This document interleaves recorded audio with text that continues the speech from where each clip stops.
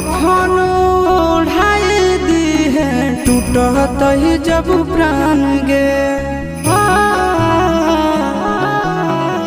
मरे घड़ी पनिया पिलाई दी है जान गे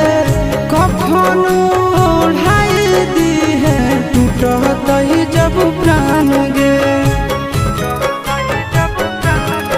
हगे हमारा से तोरा जाती प्यार होता भेंट सक छात कर लगे हगे सोनाया गावा हो भरती पा